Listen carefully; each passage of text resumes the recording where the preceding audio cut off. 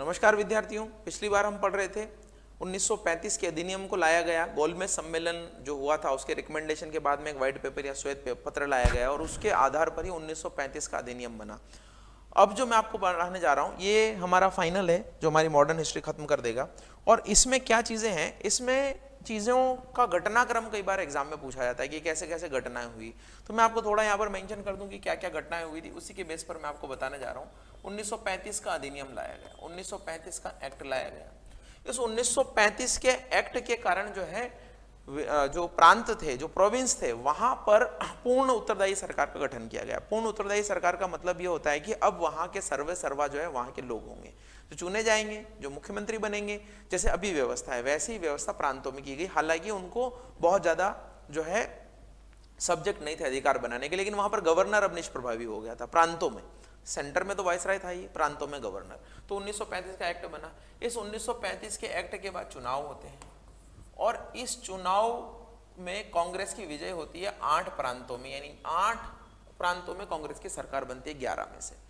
कुछ में मुस्लिम लीग की बनती है, कुछ में दूसरे दल होते हैं। तो ये चुनाव होते हैं और इसी दौरान जो है सुभाष चंद्र बोस कांग्रेस के अध्यक्ष बनते हैं और कांग्रेस प्रेसिडेंट से वो इस्तीफा दे देते हैं।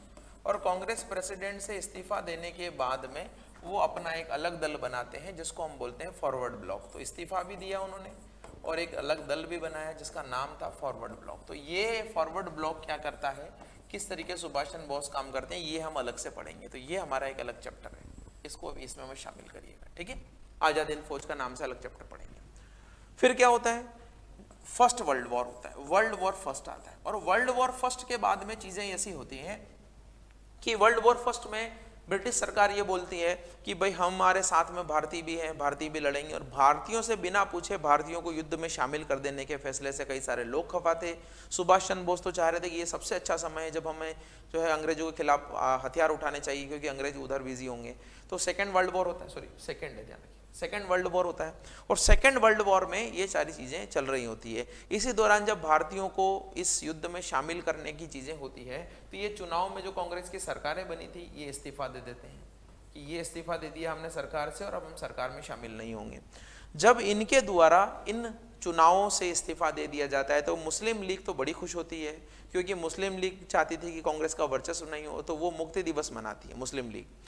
और इसी के बाद में अब हमने इस्तीफा दे दिया है तो अब हमारी क्या रणनीति हो, आंदोलन करें, स्वराज की मांग करें, अंग्रेजों का साथ दें। उसी के एवज में उसी के लिए रामगढ़ अधिवेशन बुलाया जाता है। रामगढ़ अधिवेशन कांग्रेस का अधिवेशन था और उस रामगढ़ अधिवेशन में कांग्रेस के उस अधिवेशन में यह डिमांड की जाती है कि हमें जो है अभी अंतरिम सरकार की बात करनी चाहिए। हमें यह डिमांड रखनी चाहिए कि आप भारत की सरकार बना दो, इंटरिम गवर्नमेंट ही बना दो। चाहे इंटरिम गवर्नमेंट का मतलब ये होता है कि कुछ समय के लिए सरकार को बना देना कि हाँ ठीक है अभी सरकार बना दी है, जब विश्व युद्ध खत्म हो जाएगा तो हमारी चुनी हुई सरकार बना दीजिएगा। तो अंतरिम सरकार का डिसीजन रामगढ़ अधिवेशन में लिया गया।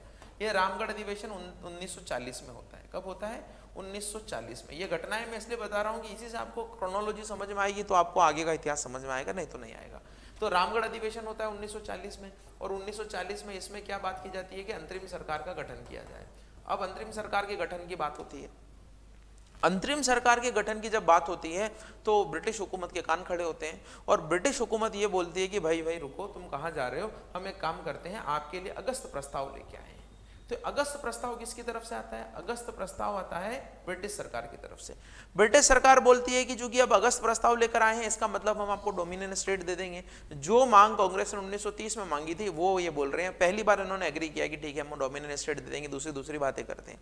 इन दूसरी बातों से कांग्रेस संतुष्ट नहीं होती है और कांग्रेस ये बोलती है कि भाई इस तरीके से तो काम चलेगा नहीं, अब हमें क्या करना पड़ेगा, कुछ और चीजें करना पड़ेगी। तो कुछ और चीजें करने के लिए ही कांग्रेस आगे बढ़ती है और कांग्रेस अपना जो काम करना चाहती है वो था कि हम व्यक्तिगत सत्याग्रह करेंगे। साहब, व्यक्तिगत सत्याग्रह करने के लिए ही कांग्रेस जो है आगे काम करती है। जब कांग्रेस व्यक्तिगत सत्याग्रह करने की बात करती है तो यहीं पर मुस्लिम लीग का प्रस्ताव भी आता है। मुस्लिम लीग क्या प्रस्ताव करती है? मुस्लिम लीग बोलती है कि हमें जो है पाकिस्तान का प्रस्ताव पास करती है। लाहौर अधिवेशन में मुस्लिम लीग जो है पाकिस्तान का प्रस्ताव देती है कि हमें जो है पाकिस्तान दे दिया जाए। तो ये व्यक्तिगत सत्याग्रह गांधी जी के द्वारा किया गया था और मुस्लिम लीग का प्रस्ताव भी लाया जाता है।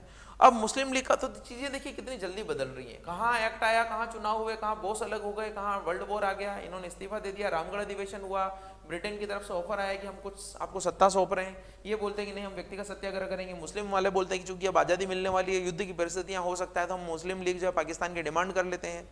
और इसके बाद में ये बोलते हैं कि भाई रुको, अभी हम आपको एक और ऑफर देते हैं, आप इतना जल्दी मत जो है चीज़ों को फेंको, तो क्रिप्स मिशन भेजते हैं। क्या भेजते हैं? Cripps Mission. और जब क्रिप्स मिशन भारत भेजा जाता है तो क्रिप्स मिशन तो फेल हो जाता है। क्रिप्स मिशन के द्वारा दिए गए प्रस्तावों से न तो कांग्रेस खुश होती है, ना मुस्लिम लीग खुश होती है। जब कांग्रेस और मुस्लिम लीग दोनों ही खुश नहीं होती है, तो क्रिप्स मिशन के बाद में गांधी जी क्या करते हैं? भारत छोड़ो आंदोलन की घोषणा करते हैं, भारत छोड़ो आंदोलन।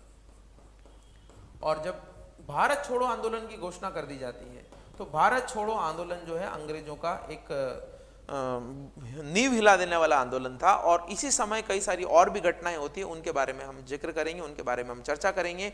इस भारत छोड़ो आंदोलन के बाद में एक शिमला सम्मेलन होता है या वेवेल की योजना आती है, और इस शिमला समझौते के बाद में, जब इस शिमला समझौते को भारत छोड़ो आंदोलन, द्वितीय विश्व युद्ध भी खत्म हो जाएगा, भारत छोड़ो आंदोलन आएगा, और भारत छोड़ो आंदोलन के बाद में शिमला समझौता होगा। शिमला समझौता जब फेल हो जाएगा तो फिर बाद में ब्रिटेन में जब नई सरकार आएगी तो कैबिनेट मिशन भेजेगी, और इस कैबिनेट मिशन को ही स्वीकार करके भारत में नई सरकार बनने की बात होगी। और इस कैबिनेट मिशन के आधार पर ही भारत में अंतरिम सरकार भी बनेगी, संविधान सभा का भी गठन होगा, और अंत में लॉर्ड माउंटबेटन आकर माउंटबेटन प्लान लाएंगे, और माउंटबेटन प्लान से ही भारत को आजादी मिलेगी। तो ये सारा सीक्वेंस मैं आपको भी पढ़ाने जा रहा हूँ, ये सारी चीजें हम बात करेंगे। कैसे एक्ट आया, एक्ट के बाद चुनाव हुए, बॉस अलग हो गए, सेकंड वर्ल्ड वॉर आया, इन चुनावों से इस्तीफा दे दिया गया क्योंकि द्वितीय विश्व युद्ध में भारतीयों को शामिल कर लिया गया था। रामगढ़ अधिवेशन आया जिसमें अंतरिम सरकार की कांग्रेस ने बात की, अंतरिम सरकार की बात को माना नहीं गया, इसलिए व्यक्तिगत सत्याग्रह की बात की गई कि हम व्यक्तिगत सत्याग्रह करेंगे। फिर मुस्लिम लीग ने भी बोला हम पाकिस्तान अलग लेंगे, तो क्रिप्स मिशन सरकार ने भेजा। ये ब्रिटेन सरकार के द्वारा भेजे गए दो चीजें हैं, ध्यान रखिएगा। ये भी ब्रिटेन ने भेजा है, ये भी जो है ब्रिटेन के द्वारा भेजा गया है अगस्त प्रस्ताव, और ये भी जो है क्रिप्स मिशन भी ब्रिटेन के द्वारा भेजा गया। लेकिन इससे लोग संतुष्ट नहीं होते हैं, और इससे लोग संतुष्ट नहीं होने के कारण भारत छोड़ो आंदोलन करते हैं। भारत छोड़ो आंदोलन के बाद में शिमला समझौता होता है, और शिमला समझौता न ही मानने के कारण जो है बाद में कैबिनेट मिशन आता है। कैबिनेट मिशन के जो प्रपोजल्स हैं उसके लॉन्ग टर्म के लिए मुस्लिम लीग भी राजी हो जाती है, और जो है कांग्रेस भी राजी हो जाती है। हालांकि राजी हो जाने का मतलब ये नहीं कि दोनों एग्री थे बिल्कुल, इसी में चीजें चलेगी, मुस्लिम लीग टांग अड़ाएगी, और मुस्लिम लीग के टांग अड़ाने के बाद में ही जो है नेहरू और पटेल जो है धीरे धीरे पाकिस्तान प्रस्ताव को मान लेंगे, पाकिस्तान का अलग पृथक देश की बात मान लेंगे। वो किन परिस्थितियों में क्या चीजों में मानते हैं ये मैंने एक बार आउटलाइन दे दी है आपको, यही चीज हम इस क्लास में पढ़ने वाले हैं, और इसी में हमें आजादी मिलेगी। इसी क्लास में हम भारत को आजाद भी करा देंगे और हमारा मॉडर्न हिस्ट्री भी खत्म करने की कोशिश करेंगे। तो चलिए बढ़ते हैं सबसे पहले 1935 के एक्ट के बारे में। तो 1935 का जो एक्ट आया ना, देखिए 1935 के एक्ट में क्या चीजें की गई थी। 1919 के एक्ट से बढ़ाकर कुछ चीजें कर दी गई। 1919 के एक्ट में मैंने आपको बताया था कि प्रांतों में द्वैध शासन की स्थापना हुई। द्वैध शासन का मतलब है ये कुछ सब्जेक्ट जो हैं भारतीयों को कानून बनाने के लिए दे दिए गए, और बाकी जो है किसके पास रखे गए? गवर्नर के पास रखे गए। अब वो जो हस्तांतरित और ट्रांसफर्ड और रिजर्व्ड सब्जेक्ट थे, हस्तांतरित और आरक्षित थे, उन सबको मिलाकर सारे भारतीयों को दे दिए गए। भाई आप ही मुख्यमंत्री बनाओ, आप ही चुनाव लड़ो, आप ही प्रांतों की सरकार चलाओ। ठीक है, एक तो चीज ये की गई। दूसरा, सेंटर में अब द्वैध शासन की स्थापना की गई। केंद्र में द्वैध शासन क्या? केंद्र में तो एक ही वायसराय था, सिर्फ छोटी सी संसद हुआ करती थी, वो कानून बनाने में मदद करती थी, लेकिन सारे अधिकार किसके पास थे? केंद्र के पास थे, वायसराय के पास। अब केंद्र में भी द्वैध शासन किया गया। राज्यों में तो खत्म कर दिया गया, राज्यों में तो पूरी स्वतंत्रता भारतीयों को दे दी गई, लेकिन केंद्र में द्वैध शासन का मतलब है, डायरार्की का मतलब है कि केंद्र में वायसराय से हटाकर कुछ शक्तियां अलग से मंत्रियों को दे दी गई, और बाकी ज्यादातर शक्तियां किसके पास रखी गई? वायसराय के पास रखी गई। इसके अलावा यमन भारत का पार्ट था उस समय, बर्मा भारत का पार्ट था, उनको अलग कर दिया गया। वोटिंग राइट्स बढ़ाए गए, 10% ज्यादा वोटिंग राइट दे दिए गए। संघ लोक सेवा आयोग की नियुक्ति की गई। आपको मैंने पहले बताया था, उस समय फेडरल पब्लिक सर्विस कमीशन बोलते थे इसको, उसकी नियुक्ति की गई। रिजर्व बैंक ऑफ इंडिया की नियुक्ति की गई। ये सारे काम 1935 के एक्ट से किए गए। तो इसका लेखा जोखा जो है मैं लिख के लेकर आया हूँ। ये सारी चीजें देखिए क्या क्या चीजें हैं। सबसे पहले तो ध्यान रखिएगा, जेटलैंड और लॉर्ड वेलिंगटन, ये वेलिंगटन भारत के वायसराय हैं, ये वायसराय हैं, और ये जो है उस समय कौन है? जेटलैंड जो है भारत सचिव है। तो मार्लेमिंटो, मोंटेग्यू चेम्सफोर्ड और जेटलैंड वेलिंगटन, ये तीन सुधार जो है बहुत इंपॉर्टेंट है, 1909, 1919 और 1935। ठीक है। इसमें क्या किया गया, राज्यों में द्वैध शासन की समाप्ति कर दी गई, उत्तरदायी शासन, रेस्पॉन्सिबल गवर्नमेंट स्थापित की गई। आपके अगर बहुमत है तो आप सरकार चला सकते हैं, बहुमत नहीं तो सरकार गिर जाएगी, जैसा अभी सिस्टम है वैसा किया गया। तो प्रांतीय स्वायत्तता की शुरुआत की गई, लिबरलिज्म यानी उनको डिपेंडेंसी हटा दी गई उनको अंग्रेजों के ऊपर, और खुद स्वतंत्रता दे दी गई प्रांतों में। कई राज्यों में डबल शासन, डबल जो है विधान परिषद की स्थापना की गई। जैसे केंद्र में मैंने बताया था कि लोकसभा और राज्यसभा टाइप से सदन बना दिए गए थे दो, वैसे ही राज्यों में भी द्विसदनीय विधानसभा बनाई गई। हालांकि वो 6 राज्यों में थी, 11 में से 6 राज्यों में थी। अभी भी आपको पता है कि 5-6 राज्यों में ही हमारे पास में द्विसदन है, विधानसभा और विधान परिषद। जैसे राजस्थान में एक ही है, लेकिन वहां पर विधानसभा विधान परिषद 2 है। तो ये है।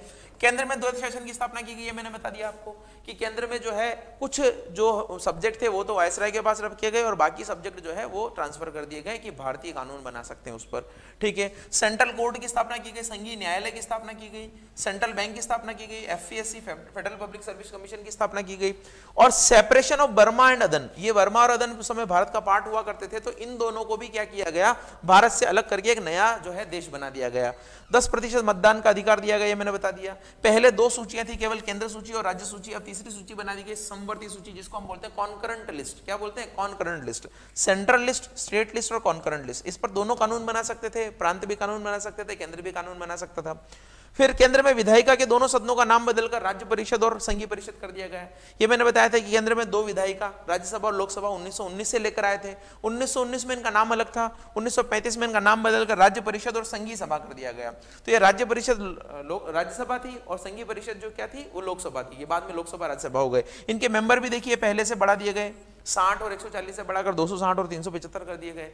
तो ये सारी चीजें 1935 के अधिनियम से आई। और जब प्रांतों में स्वायत्तता दे दी कि मुख्यमंत्री बन सकते हैं, चुनाव होने चाहिए, तो मैंने आपको जो इंडेक्स बताया अभी हाल ही में, इसी 1935 के अधिनियम के अकॉर्डिंग चुनाव होंगे, और उन चुनावों में कांग्रेस की महत्ता साबित होगी। कांग्रेस 8 राज्यों में सरकार बनाने में कामयाब होगी और 28 महीनों का शासनकाल उनका चलेगा, क्योंकि 1935 के बाद में जो चुनाव होंगे वो द्वितीय विश्व युद्ध के बाद में इस्तीफे देने के कारण 28 महीनों तक ही चल पाएंगे।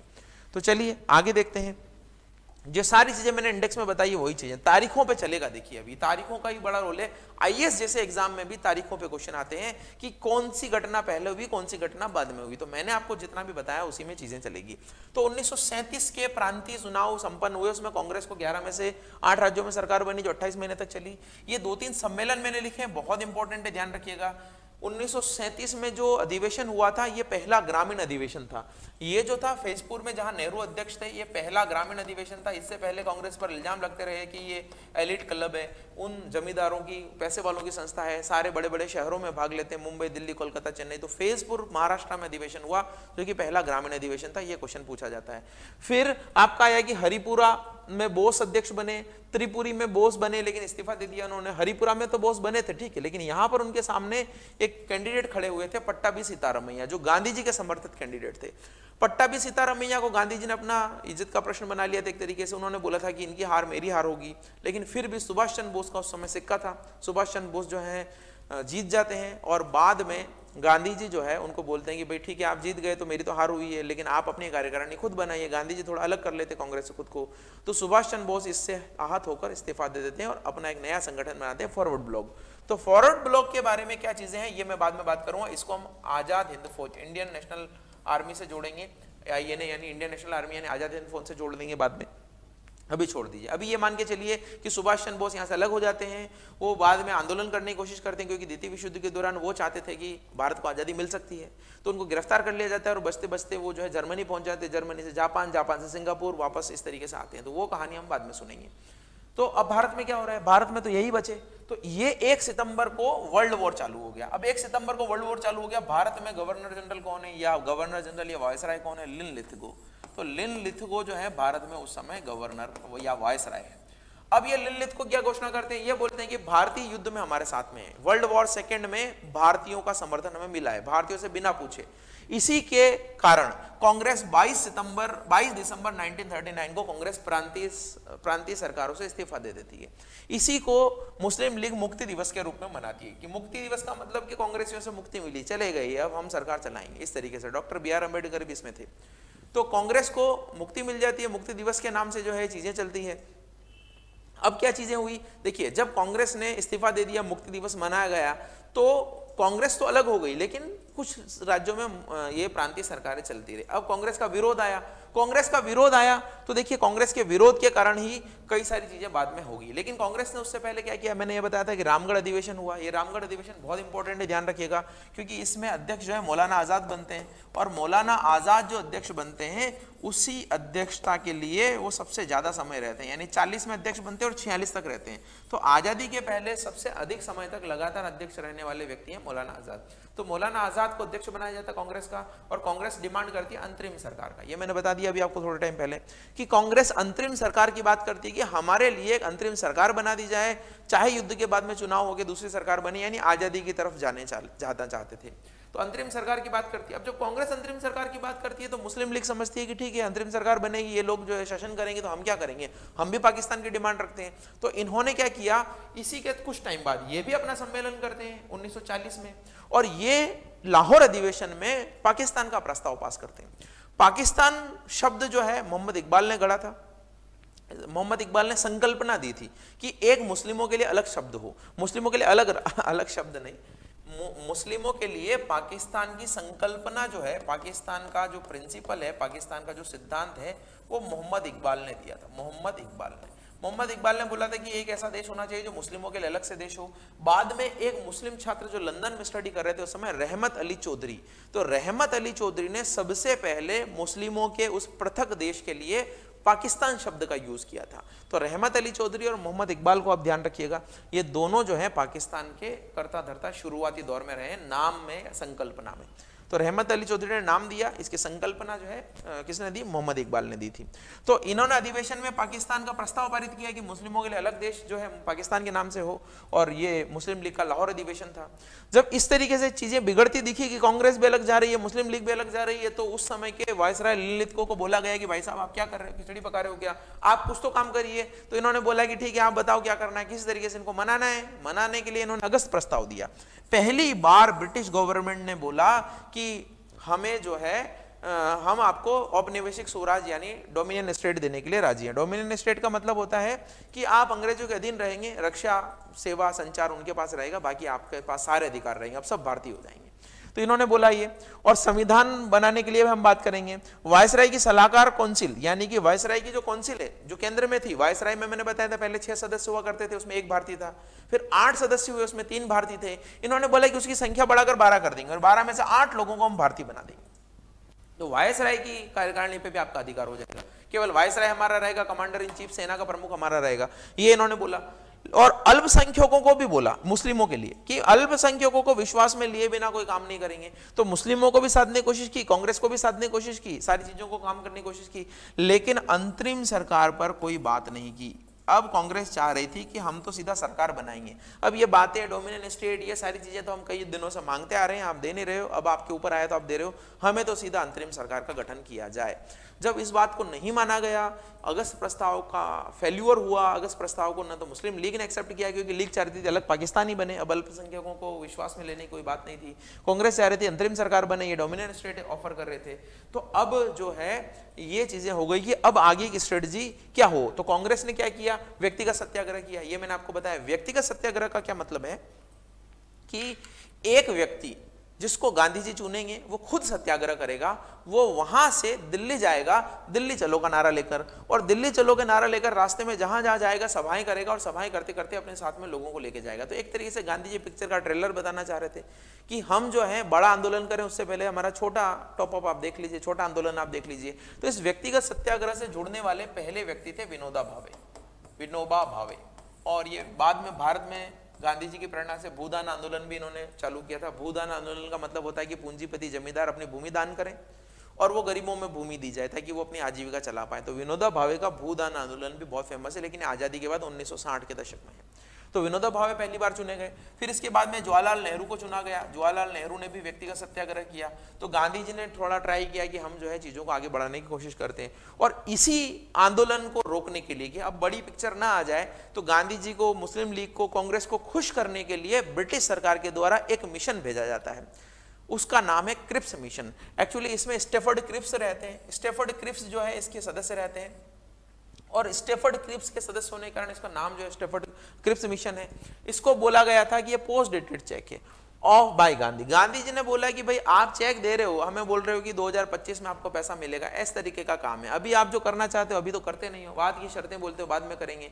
और बाद में नेहरू ने और इंक्लूड कर दिया इसमें कि ये पोस्ट डेटेड चेक है, ठीक है, फिर भी 5 साल बाद भी पैसा मिल जाए, लेकिन ये डूबने वाले बैंक का पोस्ट डेटेड चेक है, यानी जो बैंक डूबने वाला है उसका हमें चेक दे रहे हो आप, यानी आपके वादे जो है भविष्य के हैं और भविष्य में भी आप जो है डूबते हुए बैंक के चेक हो तो कोई मतलब नहीं है। तो इन्होंने क्या क्या बोला, ये मैं इसलिए लिख कर लेके आया हूं कि आपको थोड़ा बहुत पता रहे, हालांकि ये नहीं भी जानेंगे तो कोई मतलब नहीं। इसमें अगस्त प्रस्ताव से थोड़ी ज्यादा चीजें बताई गई, थोड़ी ज्यादा बातें की गई। क्या बोला गया कि ठीक है हम भारतीय संघ बनाने को तैयार है, उसे डोमिनियन स्टेट का दर्जा होगा, ये संघ बनेगा, इस संघ में प्रिंसिपल स्टेट्स भी आएंगे, दूसरे राज्य भी आएंगे और उनका एक संघ बना दिया जाएगा। हालांकि संघ का जो है बात हुई नहीं कुछ भी खास, अंतरिम सरकार पे तो कोई बात ही नहीं की, हम संघ बनाएंगे, कब बनाएंगे पता नहीं, कैसे बनाएंगे पता नहीं, तो ये गड़बड़ थी। दूसरा इन्होंने बोला कि युद्ध के बाद एक संविधान सभा का गठन किया जाएगा, और संविधान सभा में क्या चीजें की जाएगी कि संविधान सभा के सदस्यों का निर्वाचन जो है राज्यों की विधान परिषद से किया जाएगा, और राजा महाराजा भी अपना अपना प्रतिनिधि वहां पर भेजेंगे। राजा महाराजा कैसे भेजेंगे, मेरा जो है सबसे विश्वास पात्र है मैं भेज दूंगा। तो कांग्रेस इस बात पर अड़ गई कि राजा महाराजा क्यों भेजेंगे, भाई वो भी चुनाव करें, उनके राज्यों में भी लोग रहते हैं, उन राज्यों के लोगों के द्वारा चुनाव करके भेजो आप। तो इस बात पे कांग्रेस अड़ गई। तो यही है कि संविधान सभा में निर्वाचन प्रांतीय व्यवस्थापिकाओं के निचले सदन के द्वारा, आनुपातिक प्रतिनिधित्व के द्वारा किया जाएगा, यानी राज्यों से तो लोग जो है ये रेशियो में चुने जाएंगे, लेकिन देशी रियासतों के द्वारा नामित किया जाएगा पूर्णतः भारतीय। ये अंतरिम सभा जो है संविधान आपके लिए जो बनाएगी, ये संविधान सभा पूर्णतः भारतीय होगी, लेकिन कांग्रेस को इस पर आपत्ति थी कि ये नामित नहीं किए जाए, ये नॉमिनेट नहीं किए जाए, इनका भी चुनाव किया जाए। दूसरा इन्होंने क्या बोला, संविधान सभा जो संविधान लागू करेगी वो संविधान प्रांत जो भी राज्य इस बात से सहमत नहीं है कि ये संविधान खराब बना है उसको वो मना कर सकते हैं। तो ये ब्लूप्रिंट ही है पार्टीशन का। अगर मान लीजिए मुस्लिम बहुल राज्यों ने इस संविधान को नहीं माना तो वो अलग हो सकते हैं, अब अलग होंगे तो अलग देश ही बनेंगे फिर, या उसको नहीं मानेंगे तो अपना संविधान बनाएंगे, तो फिर भारत एक कैसे होगा। तो संविधान सभा के लिए जो चीजें की गई थी तो मेन जोर इनका संविधान सभा पे था, लेकिन कांग्रेस बात करती रही किसकी, कांग्रेस बात करती रही कि अंतरिम सरकार बनाई जाए। तो न तो भारतीय संघ कभी अस्तित्व में आया, न इस पर बात हुई, कुछ भी नहीं हुआ।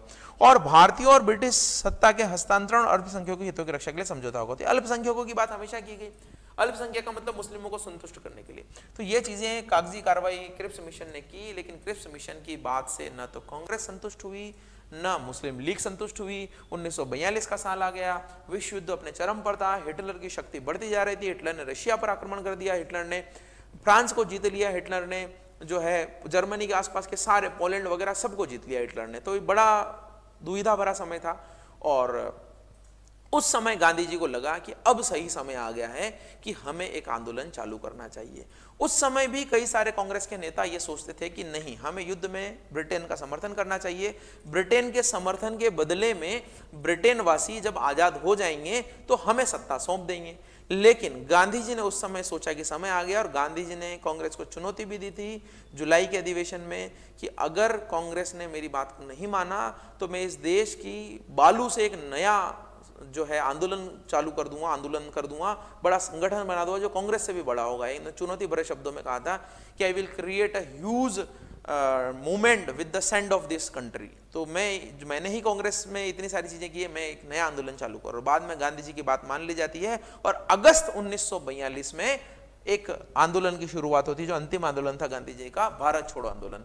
तो भारत छोड़ो आंदोलन की शुरुआत जुलाई में इसका प्रस्ताव आया था कांग्रेस के वर्धा सम्मेलन में, जहां पर मैंने बताया कांग्रेस के वर्धा सम्मेलन में गांधी जी ने यह बात कही थी कि भाई आपको तो आंदोलन छेड़ना ही पड़ेगा।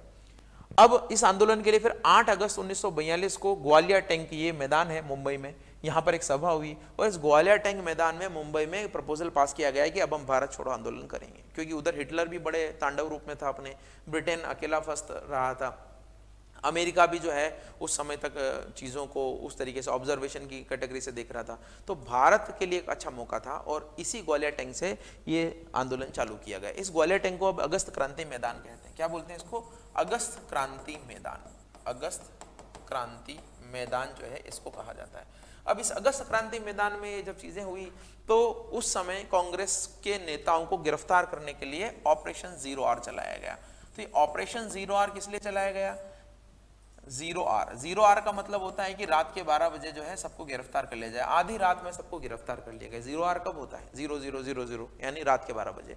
तो 12 बजे के बाद में ये ऑपरेशन की रात में सब नेताओं को उठा लिया जाए, अगले दिन आंदोलन करेंगे कैसे। तो 9 अगस्त को सुबह सुबह सुबह सुबह का मतलब 2-3 बजे 4 बजे सबको उठा लिया गया। तो ये भारत छोड़ो आंदोलन लीडरलेस आंदोलन था, कोई लीडर नहीं था। अब्दुल कलाम आजाद को गिरफ्तार कर लिया गया, मौलाना आजाद को, जवाहरलाल नेहरू को, गांधी जी को, सरदार पटेल को, सबको गिरफ्तार कर लिया गया।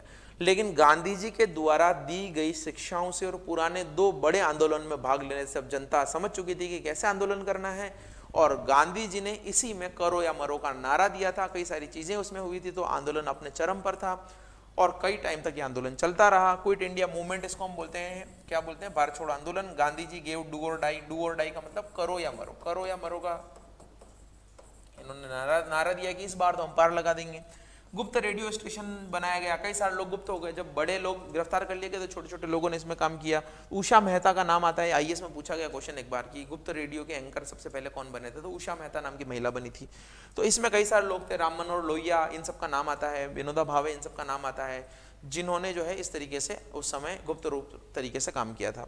फिर सारे मूवमेंट जो है वो dependent on student, worker, farmer, ये सारे नेता थे इसके, ये एक्चुअल में नेता थे, क्योंकि सारे बड़े नेता तो गिरफ्तार कर लिए गए थे, तो इन्हीं के ऊपर ये आंदोलन था। और गांधी जी ने इनको सपोर्ट करने के लिए क्या बोला कि ठीक है मैं भी फास्ट करता हूँ, मेरे को जेल हो गई है, मैं जेल में हूँ, लेकिन मैं वहीं से जो है आपको शक्ति देने के लिए मैं क्या करता हूँ कि मैं भी वहां पर फास्टिंग करता हूँ। तो ये भी चीजें हो गई थी। फिर 23 मार्च 1943 को पाकिस्तान दिवस मनाया गया। आपको पता होगा 23 मार्च 1940 को ही पाकिस्तान का प्रस्ताव लाया गया था, तो उस पाकिस्तान प्रस्ताव को ही समर्थन देने के लिए 23 मार्च 1943 को पाकिस्तान दिवस की घोषणा की गई थी। तो ये चीजें हैं।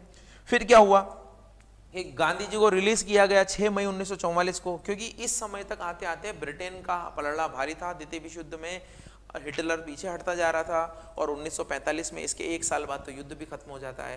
तो अब गांधी जी को रिलीज कर दिया गया, अब भारत में ये चीजें हो गई। इसी समय आजाद हिंद फौज भी भारत लड़ने आ गई थी। आजाद हिंद फौज ने भी इम्फाल का घेरा डाल रखा था, अंडमान निकोबार पे तो अधिकार कर लिया था। तो ये साइमल्टेनियसली चीजें चल रही है। यहाँ पर गांधी जी आंदोलन कर रहे हैं, उधर सुभाष चंद्र बोस जो है नागालैंड की सीमा पर बैठे हुए हैं, उधर जो है द्वितीय विश्व युद्ध में इंग्लैंड की हालत खराब हो गई है। इन सारी चीजों से ही भारत को आजादी देने के रास्ते क्लियर होंगे। तो ये सारी चीजें हो गई कि इनको रिलीज किया गया। आगा खां पैलेस पुणे में इनको रखा गया था और आगा खां पैलेस में इनकी वाइफ की यहाँ पर डेथ होती है, इनके सचिव की डेथ हो जाती है, यहाँ पर महादेव देसाई इनकी वाइफ कस्तूरबा गांधी की डेथ हो जाती है। तो ये जो है इनकी डेथ होने के बाद में गांधी जी को रिलीज किया जाता है यहाँ पर इनकी खराब स्वास्थ्य के कारण। और गांधी जी के जीवनीकार लुईस फिशर हैं, the life of Mahatma Gandhi इन्होंने लिखी है, ये भी इनके साथ इस आंदोलन में थे। तो ये कुछ चीजें मैंने बताई जो भारत छोड़ो आंदोलन से रिलेटेड थी। अब भारत छोड़ो आंदोलन के बाद में क्या होगा, तो भारत छोड़ो आंदोलन के बाद में ये होगा कि अब चूंकि सत्ता तो सौंपनी है, क्योंकि यहां पर भी जो है ये 1944 की हम बात कर रहे हैं, 1945 में वहां पर भी चुनाव होंगे ब्रिटेन में, और ब्रिटेन में लेबर पार्टी की सरकार बनेगी और वही जॉर्ज क्लेमेंट एटली जो है वहां प्रधानमंत्री बनेंगे, जो मैंने बताया था साइमन कमीशन में आए थे। तो वो ये बोलेंगे कि भाई भारतीयों को सत्ता तो सौंपनी है, कैसे सौंपे, किसको छोड़ के जाएं, किसको अधिकार देके जाएं, मुस्लिम लीग को दें, कांग्रेस को दें, जनता को दें, किसको अधिकार देके जाएं, उसी पे बात करने के लिए अब चीजें चलेगी और उसी के लिए अलग अलग प्रस्ताव आएंगे। सबसे पहले वेवेल योजना आएगी जिसके लिए शिमला समझौता होगा, शिमला सम्मेलन होगा और उसके बाद में कैबिनेट मिशन आएगा। तो यही 2 चीजें बची है। तो देखते हैं क्या चीजें हैं। तो देखिए 14 जून 1945 को वेवेल प्लान की घोषणा की गई और ये वेवेल प्लान जो है 25 जून 1945 को शिमला कॉन्फ्रेंस का आयोजन किया गया कि इस प्लान को कैसे समझाया जाए। तो सब लोग ठंडे दिमाग से शिमला में इकट्ठा हुई है, वहां पर ठंड भी ठीक है, गर्म कोई रहेगा नहीं, तो ठीक है वहां पर इकट्ठा हो जाएगी, हम आपको बताते हैं कि हमारा प्लान क्या है। तो यहाँ पर मौलाना आजाद, मैंने बताया कांग्रेस के अध्यक्ष थे, वो भाग लेते हैं। तो इन्होंने बोला है कि अब ठीक है हम आपको सभी दे देते हैं, आप जैसा बोल रहे हो वैसा कर लेते हैं, गवर्नर जनरल और कमांडर इन चीफ हमारा रहने दो, यानी सेनापति और राष्ट्रपति या गवर्नर हमारा रहे, बाकी सब भारतीय, कोई हमारा कुछ भी नहीं है। फिर रक्षा को छोड़कर सारे मंत्रालय आपके, मतलब अभी भी ये कुछ टांग अड़ाना चाहते थे लेकिन कांग्रेस इस पर मानी नहीं। दूसरा, हम अंतरिम सरकार बनाने के लिए भी रेडी हैं। हम क्या कर रहे हैं कि अंतरिम सरकार भी बना देंगे। ये जो परिषद होगी ना, यही अंतरिम सरकार होगी। ये जो परिषद होगी जिसमें सिर्फ गवर्नर जनरल और कमांडर इन चीफ होगा, वही सरकार की तरह काम करेगी और उसमें कांग्रेस के सदस्य और लीग के सदस्य इक्वल होंगे। अब देखिए यहां पर क्या हुआ, यहां पर चीजें हो गई गड़बड़। ये परिषद अंतरिम सरकार की तरह कार्य करेगी और युद्ध के बाद संविधान की प्रक्रिया भी चालू कर देंगे, यानी सब मांगे मान ली। लेकिन यहां 2 चीजों में गड़बड़ हो गई। एक तो ये कि लीग के सदस्य और कांग्रेस के सदस्य बराबर कैसे, कांग्रेस का तो ज्यादा बहुमत है, 8 राज्यों में सरकार है, 11 में, तो ये तो गलत बात है। तो लीग को खुश करने के लिए किया गया था। दूसरा, लीग ने बोला कि हमारे जो भी सदस्य होंगे, मान लीजिए 7 सदस्य हमारे, 7 इनके, तो 7 सदस्यों में सारे के सारे मुस्लिम होंगे।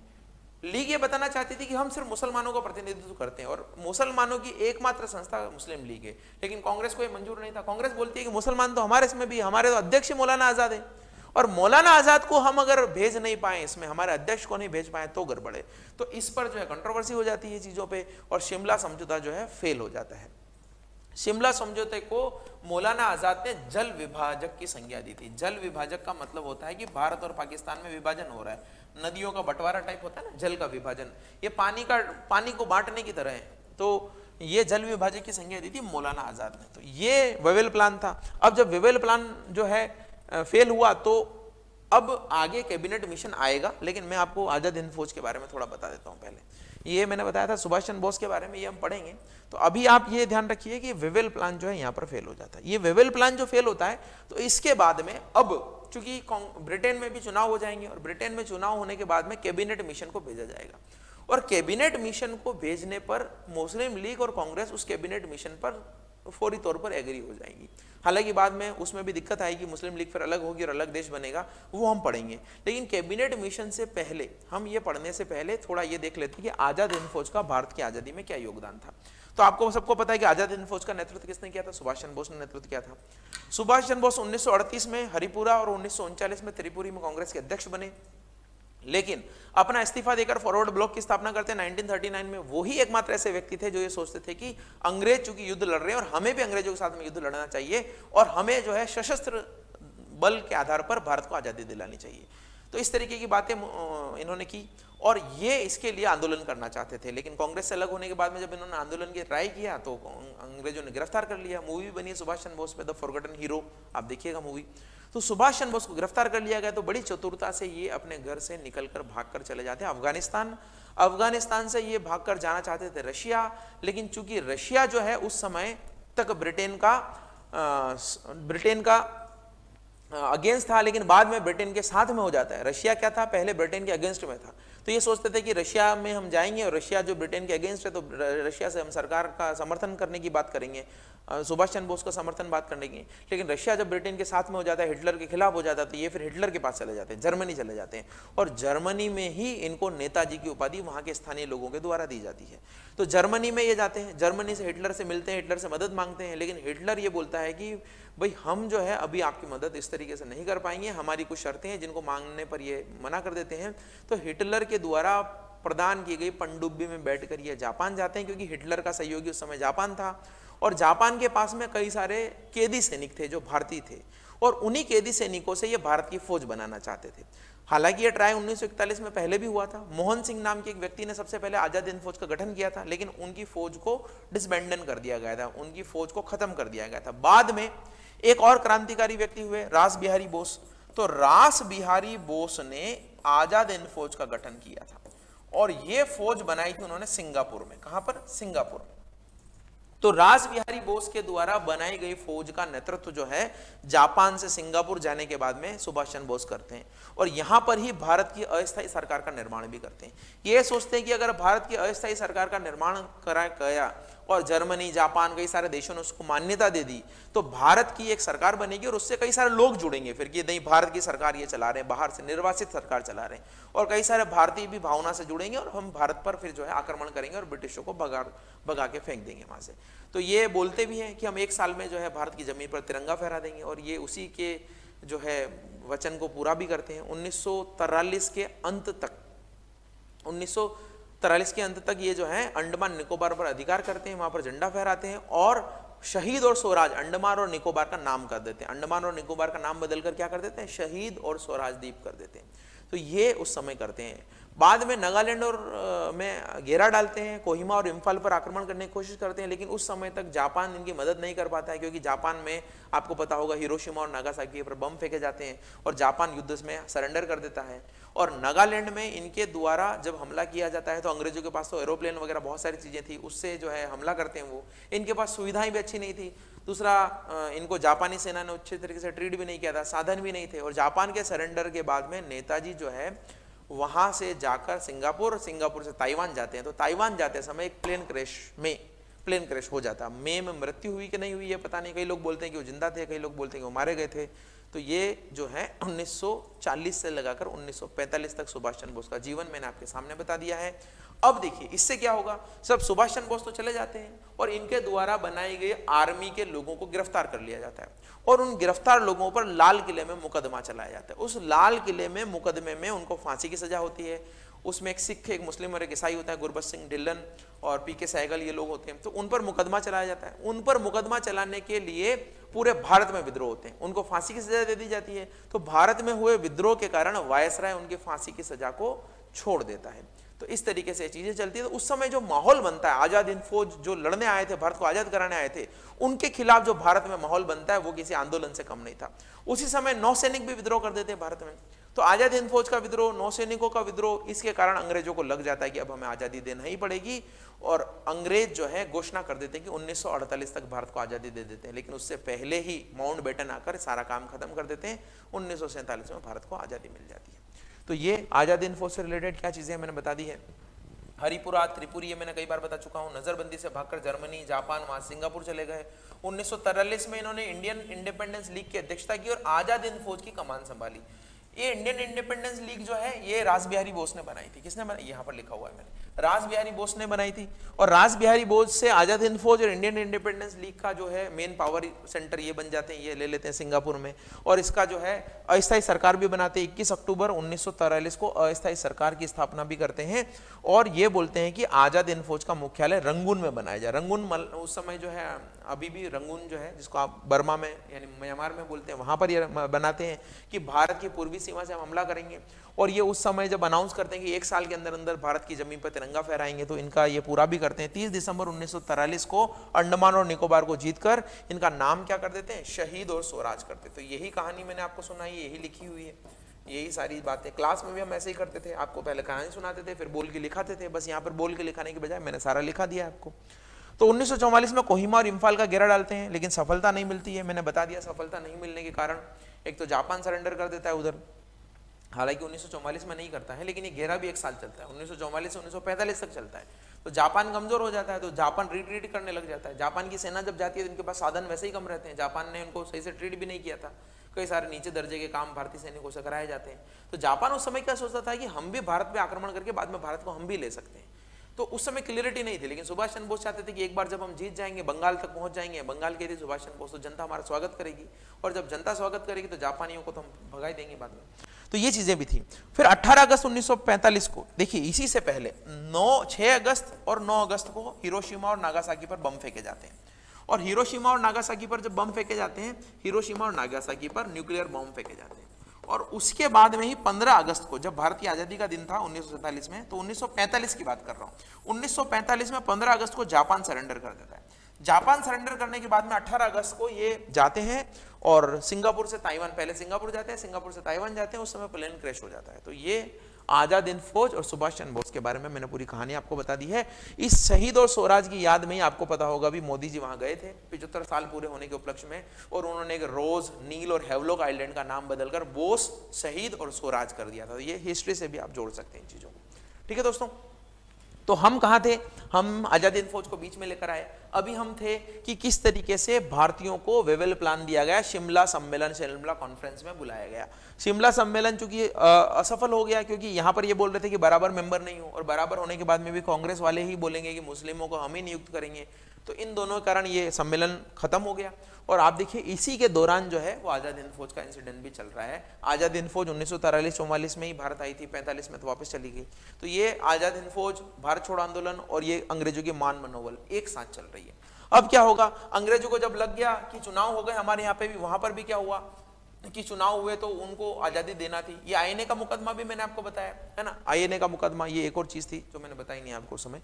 आजाद हिंद फौज का ही मुकदमा था कि शहनवाज खां, पीके सहगल और गुरबख्श सिंह ढिल्लन।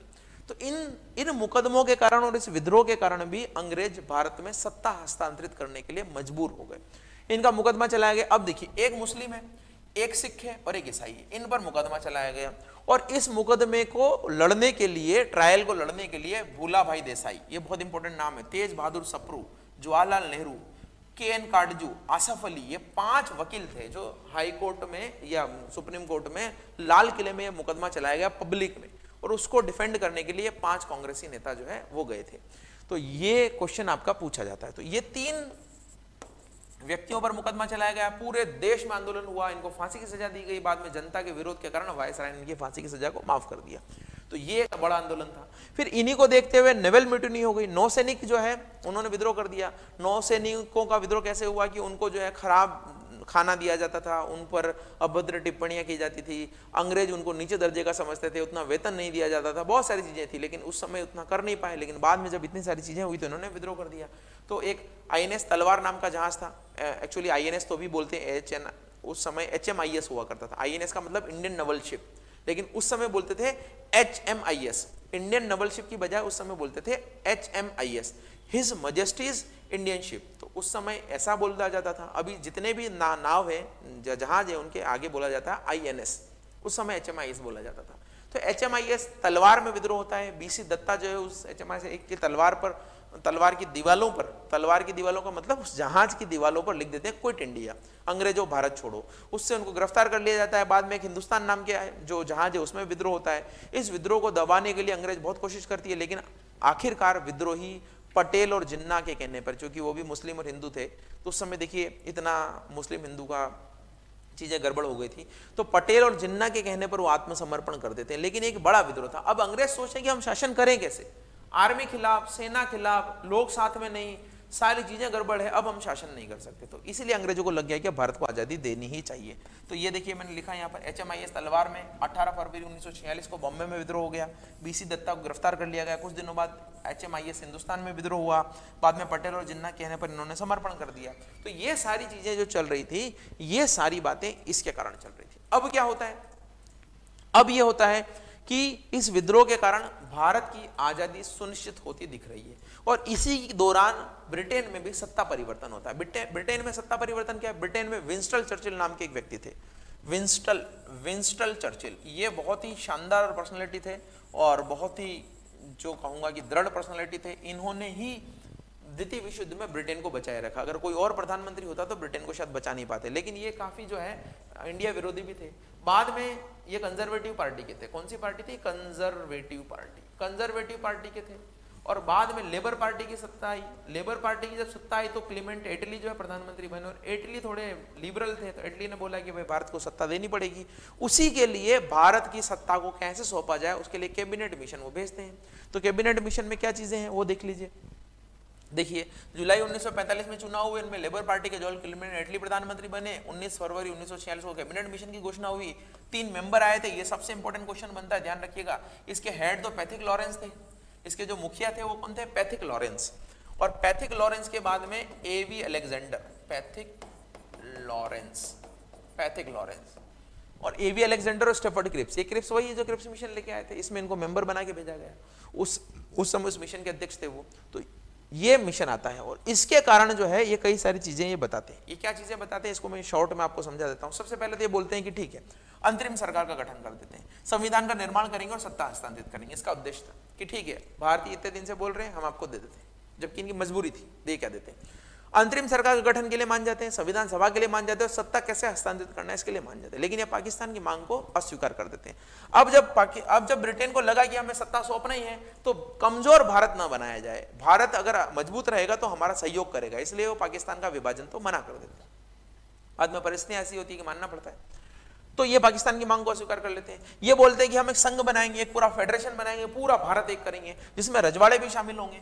और उसमें जो है इस संघ, ये क्या है, ये सब बोलना चाह रहे थे कि एक संघ बनेगा, एक क्या बनेगा, संघ बनेगा। उस संघ के अंतर्गत ABC ग्रुप बनेंगे। इस ABC ग्रुप में क्या होंगे, अलग अलग राज्य होंगे, A राज्य, B, C। इस राज्यों में देखिए मैंने यहाँ पर लिखा है 3 ग्रुप ऑफ स्टेट बनेंगे। इसमें मद्रास, बॉम्बे, सेंट्रल प्रोविंस, ये A ग्रुप में होंगे, ये B ग्रुप में होंगे और ये C ग्रुप में होंगे। तो इस तरीके से अलग अलग जो बनाए जाएंगे। अब देखिए ये ग्रुप जो है हिंदू बहुल है और ये ग्रुप जो है मुस्लिम बहुल है। पंजाब मुस्लिम बहुल है, नॉर्थ वेस्ट फ्रंटियर उधर मुस्लिम बहुल है, सिंध मुस्लिम बहुल है, बंगाल, असम ये मुस्लिम बहुल थे।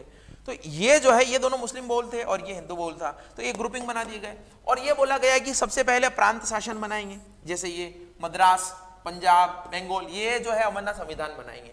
अपना संविधान बनाने के बाद में फिर ये जिस ग्रुप में होंगे उसका संविधान बनाएंगे और वो संविधान फिर बाद में संघ का संविधान बनेगा। और संघ को केवल कितने अधिकार होंगे रक्षा, संचार और विदेशी मामले।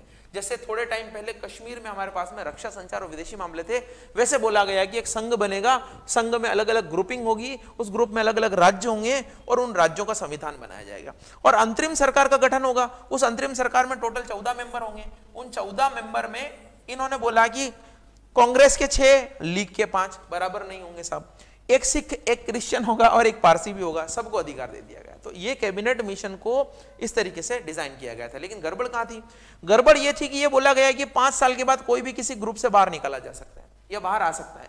तो ये सोचा गया कि मुस्लिम मान लो अगर चाहते भी होंगे कि अलग राज्य बने, अलग देश बने, तो ये इससे इधर आ जाएंगे, इससे इधर आ जाएंगे, एक बन जाएंगे। तो इसलिए बी और सी ग्रुप में इनको रखा गया और 10 साल के बाद कोई चाहे तो अपना संविधान बदलने की बात कर सकता है। तो ये थोड़े एम्बिग्यूटी वाले प्रोविजन थे, आपको इतना समझने की जरूरत नहीं है। आप तो बस ये समझिए कि यहां पर भी विधायिका होगी, यहां पर भी विधायिका होगी और ये अलग अलग राज्यों में भी विधायिका होगी। तो ऐसे राज्य थे ये। तो ये बोला गया। अब प्रॉब्लम क्या थी कि यहां पर कुछ चीजें तो दिक्कत थी, लेकिन फिर भी मुस्लिम लीग भी सोच रही थी कि ठीक है हम इनको एक करके मुस्लिम राज्य बना लेंगे। हिंदू भी सोच रहे थे कि ठीक है, हिंदू मतलब कांग्रेस भी सोच रही थी कि इस तरीके से ठीक है। राजे रजवाड़े भी आ गए, सारी चीजें आ गई, अंतरिम सरकार भी बना रहे हैं, सारी चीजें, सबको प्रतिनिधित्व दिया तो सबको मान लेते हैं। तो मान लेते हैं, इस बात को मानने के लिए संविधान सभा का गठन होना था और संविधान सभा का गठन होना था चुनावों के थ्रू। तो चुनाव कराए गए। अब चुनाव कराए गए तो उसमें क्या हुआ कि कांग्रेस को 208 सीटें मिल गई। 296 लोगों के लिए चुनाव हुआ, 296 में से 208 तो कांग्रेस को मिल गई। तो पहले कांग्रेस ये बोलती थी कि संविधान सभा के लिए तो हम एग्री कर लेंगे, लेकिन अंतरिम सरकार के लिए चूंकि आपने इस तरीके से काम किया है तो अंतरिम सरकार के लिए हम सोचेंगे कि शामिल हो कि न हो, लेकिन संविधान सभा का चुनाव कराइए, संविधान सभा के चुनाव में हम शामिल होंगे। शामिल भी हुए, 208 सीटें मिल गई। इससे मुस्लिम लीग खफा हो गई। मुस्लिम लीग सोचती है कि भाई इन्होंने ही तो सारा हड़प लिया है, अब हम क्या करेंगे। तो मुस्लिम लीग वहीं से अलग हो जाती है और मुस्लिम लीग ये सोचती है कि अब भाई हमें तो अलग पाकिस्तान की मांग करनी है। तो मुस्लिम लीग जो है संविधान सभा से तो अलग हो जाती है, बोलती है कि संविधान सभा का बनाया गया संविधान हमारे इस राज्यों में लागू नहीं होगा, पहली चीज। दूसरा, अंतरिम सरकार में भी वो मना कर देती है, लेकिन बाद में शामिल होती है। और कांग्रेस जो पहले मना कर रही थी कि हम सोचेंगे, कांग्रेस सरकार बना लेती है। तो कांग्रेस संविधान सभा में भी आ गई और सरकार भी बना ली। उसी अंतरिम सरकार में जवाहरलाल नेहरू वाइस प्रेसिडेंट बनते हैं। तो देखिए, 2 कार्यकारिणी बनाई गई, एक तो आजादी के पहले, एक आजादी के बाद में। आजादी के पहले जो ये बनाई गई संविधान सभा, इस संविधान सभा से ही एक अंतरिम सरकार बनाई गई। इस अंतरिम सरकार में प्रेसिडेंट तो वाइसराय थे, वाइस प्रेसिडेंट जवाहरलाल नेहरू थे, संचार मंत्री और रक्षा मंत्री सरदार पटेल थे। मुस्लिम लीग तो शामिल ही नहीं हुई। हालांकि मुस्लिम लीग के लिए कांग्रेस ने जगह छोड़ रखी थी, तो बाद में कुछ तो जगह छोड़ रखी थी और कुछ जो ये 5 लोग थे ना, ये 5 लोग थे, तो 5 और टोटल कितने थे 14। तो कांग्रेस ने 12 लोगों को सही बनाई, 2 जगह खाली छोड़ी। और बाद में जब कांग्रेस ने बोला, मुस्लिम लीग ने बोला कि हम भी शामिल होंगे, तो इनके 2 लोगों ने इस्तीफा दे दिया, 3 लोगों ने इस्तीफा दे दिया। तो अब जगह कितनी हो गई? 5 की जगह हो गई। 2 तो पहले ही कम थे और 3 ने इस्तीफा दे दिया। तो 5 लोग बाद में मुस्लिम लीग के भी शामिल होते हैं और एम लियाकत अली को बनाया जाता है वित्त मंत्री। और वित्त मंत्री जब मुस्लिम लीग को बना दिया जाता है तो अड़ेंगे तो अड़ाएंगे ही वो। उसी कारण फिर पाकिस्तान के विभाजन को मंजूरी मिलती है। तो अभी के लिए मैं आपको बता दूं कि ये प्रस्ताव था कैबिनेट मिशन का, जिस पर दोनों एग्री थे। संविधान सभा के चुनाव होते हैं, संविधान सभा के चुनाव में कांग्रेस आगे होती है, मुस्लिम लीग अलग हो जाती है और कांग्रेस ही अंतरिम सरकार का गठन करती है। तो देखिए, शुरुआत में कांग्रेस और लीग दोनों कैबिनेट मिशन के दीर्घकालीन लक्ष्य से सहमत थे कि हाँ ठीक है, लॉन्ग टर्म में हम ऐसे ही करना चाहते हैं। इसी आधार पर संविधान सभा के चुनाव हुए, इसमें कांग्रेस को सीटें ज्यादा मिल गई। सीटें ज्यादा मिल गई तो ये लीग जो है पीछे हट गई। लीग ने बोला कि हम सीधी कार्रवाई करेंगे। इसी सीधी कार्रवाई में डायरेक्ट एक्शन, इसको क्या बोलते हैं? Direct action. अब जो हम सीधी कार्रवाई करेंगे और पाकिस्तान लेकर रहेंगे। तो ये डायरेक्ट एक्शन के कारण ही भारत में दंगे होते हैं और जिन्ना जो है इसमें सबसे टॉप पर थे। लेकिन बाद में कांग्रेस तो पीछे हटती नहीं है, संविधान सभा में तो वो आई गई थी। वो बोलते हैं कि ठीक है हम सरकार भी बना लेते हैं। तो फर्स्ट मीटिंग हुई इंटरिम गवर्नमेंट की और इंटरिम गवर्नमेंट फॉर्म हुई किसके लीडरशिप में? नेहरू के लीडरशिप में। तो वाइस प्रेसिडेंट वही थे। प्रेसिडेंट तो हालांकि कौन थे? वो वाइस राय थे उस समय, लेकिन ये जो है नेहरू के अध्यक्षता में अंतरिम सरकार बनती है। और इस अंतरिम सरकार के गठन के बाद में अब चीजें देखिए, पॉलिटिक्स का पार्ट है लेकिन फिर भी मैं आपको बता देता हूं क्या चीजें हुई। संविधान बन गया, अंतरिम सरकार बन गई। अब ये संविधान भी बन गया, सरकार भी बन गई। यहां 3 चीजें ध्यान रखिएगा। ये संविधान सभा है, संविधान सभा के चुनाव हो गए, अंतरिम सरकार बन गई। अंतरिम सरकार के मुखिया कौन? जवाहरलाल नेहरू। और अब विधायिका भी बनेगी। उसको पास कौन करेगा? उसको कानून कौन बनाएगा? तो विधायिका। तो यही संविधान सभा विधायिका का भी काम करेगी। जब ये संविधान सभा होगी तो अध्यक्षता संविधान वाले करेंगे, जब विधायिका होगी तो अध्यक्षता अलग करेंगे, और इन दोनों को कंट्रोल करने के लिए क्या बन गए, अंतरिम सरकार बन गई। तो अभी जो आपका सिस्टम है ना, वैसा ही सिस्टम है। अभी भी प्रधानमंत्री उनकी कैबिनेट होती है, संसद होती है, और ये तो अभी है नहीं। तो ये उस समय संविधान सभा थी, संविधान सभा ने विधायिका का कार्य किया, और विधायिका के अलावा जो है अंतरिम सरकार थी। तो इस तरीके से चीजें चलेगी। तो देखिए, सबसे पहले हम संविधान सभा की बात कर रहे हैं। तो संविधान सभा की मीटिंग हुई तो इसमें अध्यक्ष सच्चिदानंद सिन्हा को बता दिया गया, क्योंकि ये सबसे एजेड व्यक्ति थे। लेकिन बाद में 11 तारीख को, ये 9 तारीख को मीटिंग हुई, 11 दिसंबर को राजेंद्र प्रसाद को अध्यक्ष बना दिया गया। तो संविधान सभा के अध्यक्ष तो कौन हो गए, राजेंद्र प्रसाद अध्यक्ष हो गए साहब, ठीक है। और इसके अध्यक्ष जो है बाद में कौन बनेंगे, जीवी मावलंकर बनेंगे, ठीक है। अभी बताते हैं आपको। तो वाइस प्रेसिडेंट कौन बने इसके संविधान सभा के, एच.सी. मुखर्जी और वी.टी. कृष्णामाचारी, 2 लोग थे। संविधान सभा के उपाध्यक्ष बने वाइस प्रेसिडेंट एच.सी. मुखर्जी और वी.टी. कृष्णामाचारी, ये 2 उपाध्यक्ष बने। फिर 13 दिसंबर 1946 को नेहरू के द्वारा प्रस्ताव रखा गया, उद्देश्य प्रस्ताव रखा गया कि हमारे संविधान का उद्देश्य क्या होगा, चीजें क्या होगी, हम किस काम के लिए कर रहे हैं, और इसी उद्देश्य प्रस्ताव को एक मत से पारित कर दिया गया। तो अब आप देखिए, संविधान सभा की कार्रवाई चल रही है, संविधान सभा में चीजें चल रही है।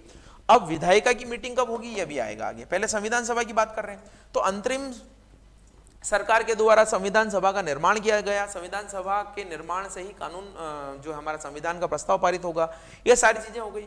अब ये चीजें चल रही है, लेकिन मुस्लिम लीग तो कहीं शामिल ही नहीं है। अब मुस्लिम लीग शामिल नहीं है तो यहां पर क्लेमेंट एटली घोषणा करते हैं कि हम भारत को क्या करेंगे, 30 जून 1948 से पहले आजाद कर देंगे। ये जॉर्ज क्लेमेंट एटली प्रधानमंत्री बन गए थे, और नए वायसराय को उन्होंने भेज दिया लॉर्ड माउंटबेटन को बनाकर भेज दिया। इसी समय कांग्रेस भी शामिल होती है, किसमें, अंतरिम सरकार में कांग्रेस भी शामिल हो जाती है। मैंने बताया लियाकत अली को यहां पर फाइनेंस मिनिस्टर बनाया जाता है। अब माउंटबेटन आ गए, अंतिम वायसराय, ध्यान रखिएगा, अंतिम वायसराय है लॉर्ड माउंटबेटन भारत के। तो ये भारत के वायसराय बन के आते हैं। अभी तक भी पाकिस्तान की मांग का कुछ नहीं, लेकिन ये सब दलों से बात करते हैं, सब चीजों से बात करते हैं, और ये बोलते हैं कि आप अभी देश नहीं चला पा रहे हो, अंतरिम सरकार में थोड़े कांग्रेस के हैं, थोड़े मुस्लिम लीग के हैं, अभी भी आपके बीच में झगड़ा है, तो बाद में देश कैसे चलाओगे। तो किसी न किसी तरीके से भारत का विभाजन तो सर्वोपरि। हालांकि गांधी जी ने, मौलाना आजाद ने बहुत रोका, गांधी जी ने बोला कि अगर विभाजन होगा तो मेरी लाश के ऊपर से होगा, कई सारी चीजें हुई, लेकिन अंत में पटेल और नेहरू इस विभाजन को मान जाते हैं, और विभाजन का जो प्लान है वही माउंटबेटन प्लान है। और माउंटबेटन प्लान की घोषणा हुई 3 जून 1947 को। इसी प्लान के आधार पर भारत का स्वतंत्रता अधिनियम बिल लाया गया। अभी भी हम जो लोकसभा में लाते हैं वो बिल होता है, बाद में एक्ट बनता है। तो ये 4 जुलाई को लाया गया, और 4 जुलाई को लाया गया और 18 जुलाई को पास हो गया। अब देखिए, अंग्रेजों को कितना जल्दी थी कि बस छोड़ के जाओ इनको, मरे कट्टे कुछ भी करें। 18 जुलाई को तो स्वतंत्रता अधिनियम पारित हुआ, और 22 जुलाई को भारतीयों ने अपना नेशनल फ्लैग जो है अडॉप्ट कर लिया, और अपना नेशनल फ्लैग अडॉप्ट कर दिया, और 15 अगस्त को हमें आजादी मिल गई। यानी 18 जुलाई से 1 महीने से भी कम समय में आजादी मिल गई। और जबकि इसमें यह था कि इस अधिनियम में यह था, जबकि काफी सारे काम बाकी थे। क्या काम बाकी थे, इसमें बोला गया कि रेड क्लिफ मिशन बनाया जाएगा, कि भारत और पाकिस्तान के बीच में बाउंड्री का निर्धारण करेगा, पंजाब में और आसाम में इन जगह रेफरेंडम कराया जाएगा, यानी यहाँ पर यह देखा जाएगा कि कौन से जिले सिलहट वगैरह किधर मिलना चाहते हैं। ये सारे काम बाकी होते हुए भी ये जल्दबाजी में काम किया गया, इसीलिए विभाजन की त्रासदी भारत और पाकिस्तान को झेलना पड़ी। हालांकि आपको अभी इतना नहीं लगता होगा, लेकिन उस समय कई सारे लोगों की मृत्यु हुई, दंगों में मारे गए। पाकिस्तान वालों को भारत आना था, भारत वालों को पाकिस्तान जाना था, उसके लिए समय नहीं था, बस नक्शे पे लाइन खींच दी गई, और लाखों हजारों लोग जो है विस्थापित हुए और मारे गए। लाल कृष्ण आडवाणी भी एक ऐसे नेता थे जो विस्थापन के समय भारत आए थे। तो भारत गए, पाकिस्तान आए, बहुत सारी चीजें हुई। आपने गदर मूवी भी देखी होगी उसके ऊपर। तो ये कई सारी चीजें जो है हुई है वहां पर। तो ये भारत की आज़ादी का मैंने आपको लास्ट बता दिया है कि 15 अगस्त 1947 को आज़ाद हुआ, और इसमें लॉर्ड माउंटबेटन की बड़ी भूमिका थी। जब आज़ाद हो गया भारत, तो एक पाकिस्तान बन गया और एक हिंदुस्तान बन गया। पाकिस्तान में तो मोहम्मद अली जिन्ना वहाँ के वायसराय बने, और लियाकत अली जिनकी मैं बात कर रहा हूँ वो वहाँ के प्रधानमंत्री बने। लेकिन भारत में वायसराय की पदवी जो है माउंटबेटन को ही दी गई कि भाई आप बने रहिए, और यहां पर प्रधानमंत्री बनाया गया जवाहरलाल नेहरू को। तो अगेन एक नई जो है सरकार बनी, क्योंकि पुरानी सरकार जो अंतरिम सरकार थी उसमें से पाकिस्तान के लोग अलग चले गए थे।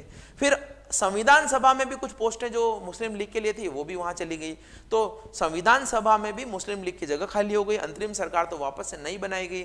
भारत आजाद हुआ, और जब भारत आजाद हुआ, हमारे जो वायसराय लॉर्ड माउंटबेटन, प्रधानमंत्री जवाहरलाल नेहरू और गृह मंत्री जो है वल्लभ भाई पटेल, और ऐसे ही नई कार्यकारिणी बनी। वो आप पॉलिटी में पढ़ेंगे। तो नई कार्यकारिणी बन गई। अब क्या हुआ, कि अब चूंकि संविधान सभा की बैठक तो हो ही रही थी, संविधान सभा के अध्यक्ष राजेंद्र प्रसाद थे, तो अंबेडकर की यहाँ पर एंट्री होती है। अंबेडकर को ड्राफ्ट कमेटी का चेयरमैन बनाया जाता है और इसी के साथ में फिर जब तक चुनाव नहीं होंगे तो संसद का काम कौन करेगी, तो यही संविधान सभा को उस समय विधायिका यानी संसद का रूप दे दिया जाता है।